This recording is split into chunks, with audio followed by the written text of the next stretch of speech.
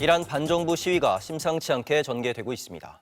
사망자 규모가 2만 명에 달하고 24시간 내에 미군이 개입할 거라는 외신 보도까지 나오고 있습니다. 고려대 중동이슬람센터 김덕일 연구위원에게 자세한 상황 들어보겠습니다. 어서 오십시오. 안녕하세요. 지금 현재 이러한 모든 통신이 끊긴 상태입니다. 사망자 규모에 대해서도 제각각 보도가 다르게 나오고 있는데 좀 내부 소식 들은 거 있습니까? 지금 내부 소식은 지금 완전히 차단된 상태지만 지금 흘러나오는 외신 보도에 따르면 최소 12,000명에서 최대 2만 명까지 지금 만 단위로까지 지금 사망자 숫자가 지금 늘어나고 있는 것으로 보고되고 있습니다. 네. 이란 내에 좀 아시는 분들 많이 계실 것 같은데. 예, 지인들이 많이 있고요. 그 많은 친구들 상당수가 지금 시위에 참여한 친구들이 있는데 현재 1월 8일 이후로 연락이 지금 현재 두절된 상태입니다. 연락이 두절된 상태. 예, 그렇습니다. 네, 사망자가 예. 10,000명 단위로 넘어갔다는 것은 사실 상상을 초월하는 규모인데 저희 5.18 때도 수백 명 단위였는데 예. 그것과 비교하면 엄청나잖아요. 엄청난 네. 숫자고 지금 경찰로서 대응하는 것을 이제 막지 못하니까 이제 군을 동원한 거로 볼 수 있겠고요. 거의 사실상 지금 계엄 상태 하에서 지금 시민들에 대한 어떤 학살이 자행되고 있다고 봐도 될 것 같습니다. 학살이라고 표현을 하셨는데 예. 그게 어느 정도로 학살이 이루어지고 있는 건가요? 집단적으로 이제 시위대를 향해서 발포를 하는데 그것이 이제 사망자 사진이라든가 영상 같은 걸 보게 되면 머리, 둔부, 얼굴이라든가 머리를 직접 노리고 직접 노리고 하는. 사망자들 이게 사진을 보면 그런 것들을 봤을 때 상당히 좀 조직적으로 계획적으로 이러한 지금 작전이 지금 벌어지고 있다. 진압 작전이 벌어지고 있는 것으로 볼 수 있습니다.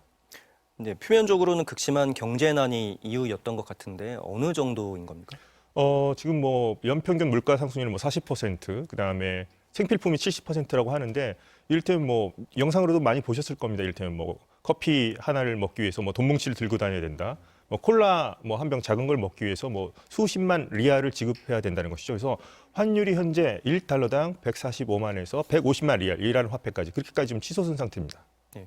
그리고 독재 행태에 대한 지적도 좀 나오고 있는데 네. 어느 정도인 겁니까? 우리나라처럼 삼권 분립이 돼 있거나 이런 건 아닌 거죠? 삼권 분립이 아니라 이슬람 공화국이라는 것이니까 이슬람입니다. 그래서 종교의 이름으로 신앙이 아니라 통치 원리, 통치 이념으로 삼고 있는 건데요.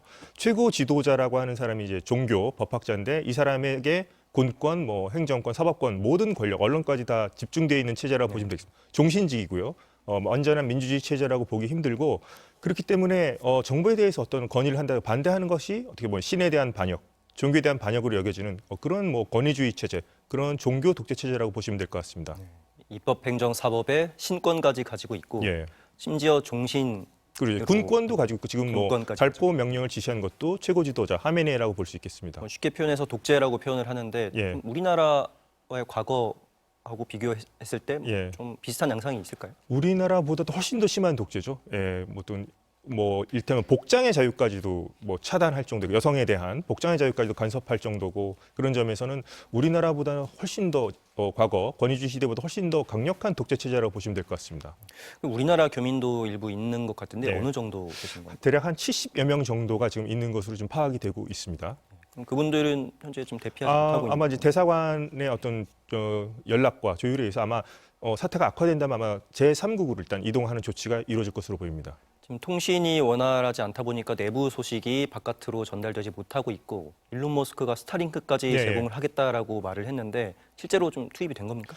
예, 스타링크는 그 전에부터 일단은 가지고 있는 사람들이 있었고 이제 스타링크 이제 단말기가 단말기, 있어야 되죠. 그래서 새롭게 어떻게 보면 이제 정부에서 지금 차단을 하고 있기 때문에 음성적인 차원에서 좀 들여오고 있는데 실효성에 대해서 많은 분들이 의심을 하지만 또 아주 없는 것보다는 그래도 있기 때문에 현재라도 지금 어떤 상황이 벌어지는지 그나마 지금 우리가 파악을 할 수 있는 건데요.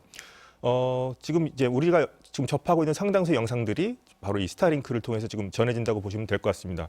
실효성에 의문을 갖는데 반대로 이해를 해보겠습니다. 이란 정부가 지금 스타링크 단말기를 가지고 있는 사람들을 추적하고 있고 그것을 이제 압수하거나 처벌하겠다고까지 얘기가 나오고 있습니다. 이것은 어떻게 보면 스타링크가 완전한 실효성이 없다고 보지 힘든 것이죠. 그러니까 이란 정부에서도 스타링크를 통한 그 효과에 대해서 어떻게 보면 경계를 하고 있고 그것이 퍼지는 것을 두려워하고 있다 이렇게 볼 수 있겠습니다. 통신이 완전 두절됐는데도 일부 사진이나 영상이 공개되고 있는 거는 네. 외신 기자들에 의해서가 아니라 스타링크를 통해서 그렇죠. 예, 일부 상당수가 나온다. 그렇게 해서 지금 전해지고 있는 것으로 볼 수 있겠습니다. 약간 방해 전파를 쏜다 이런. 예, 방해 전파를 쏘고 있고 그 스타링크 단말기를 추적해서 지금 압수하거나 그 가택까지 침입해서 그 처벌하는 정도까지 지금 이란 정부가 나서고 있는 것으로 알려져 있습니다. 그래도 실효성은 있다라고 예. 보시는군요. 24시간 내에 미군이 개입할 거다 이런 보도도 나오고 있습니다. 미군 개입 가능성 얼마나 된다고 보십니까? 미군 개입 가능성이 현재로서는 우선 트럼프가 이란 청년에 대해서 어떤 시위대를 처형할 경우에 그럴 경우에는 뭐 개입하겠다 했었는데 오늘 또 갑자기 나온 최근까지 뉴스는 또 뭐 살인이 멈춘 것으로 전해졌고 사형이 일단은 집행되지 않았으니까 좀 지켜보겠다 이런 얘기가 나오고 있습니다. 그리고 이란과 이스라엘 간에 사전에 서로 공격하지 않기로 러시아를 통해서 선제 공격하지 않기로 얘기했다는 얘기까지 나오고 있습니다. 이렇게 보면은 일단은 뭐 사태가 좀 더 지켜봐야 되는 것으로 볼 수도 있지만 또 반대로 보자면 지금 카타르에 있는 미국 공군 기지에서 현재 지금 공중급유기 같은 것들이 도착하는 것이 포착되고 있거든요. 그런 점에서 군사적 옵션의 실행 가능성이 상당히 임박해 있는 것은 분명하다 이렇게 판단할 수 있을 것 같습니다. 미군 투입이 임박했다라고 보시는군요. 최후의 수단으로 이제 임박했다. 거의 좀 전운이 감돌고 있는 건 사실 같습니다. 그럼 미군이 투입이 되면 어디까지 개입을 할까요? 아예 뭐 정권을 새로 내세우는 정도까지 갈지.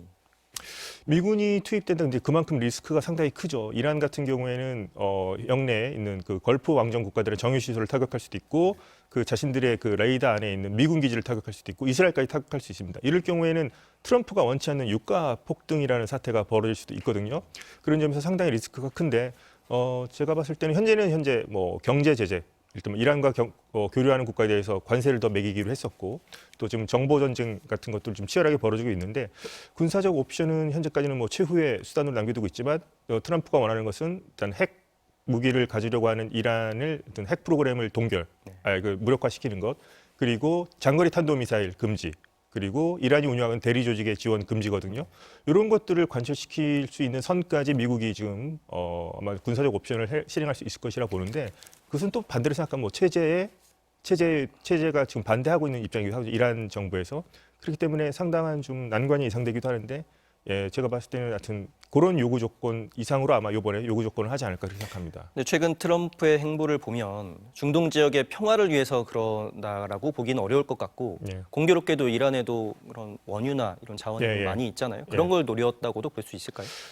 약간 베네수엘라 사태와는 조금 다르게 볼 수 있을 것 같습니다. 일단 베네수엘라는 미국이 직접 들어가서 정유시설을 관리하고 우리가 직접 운영하겠다 이렇게까지 얘기했는데 이란 같은 경우에는 이제 트럼프가 워낙 아까 말했다시피 핵 그다음에 탄도미사일, 그다음에 대리 조직이 문제인데 이곳으로 이제 석유를 판 자금이 들어간다고 생각하는 것입니다. 그렇기 때문에 오히려 이런 세 가지 조건에 미국과 맞지 않는 조건을 받아들일 수 있는 체제가 안전한 공급망, 그러니까 국제시장에서 이란산 원유가 제대로 공급될 수 있는 그 정도 체제, 그래서 유가가 안정될 수 있는 그런 체제. 그래서 직접 들어가서 베네수엘라처럼 관리하기보다는 자신들이 원하는 체제에 의해서 이란산 석유가 안정되게 공급되면서 유가가 안정될 수 있는 그 정도 선을 바라고 있는 것 같습니다.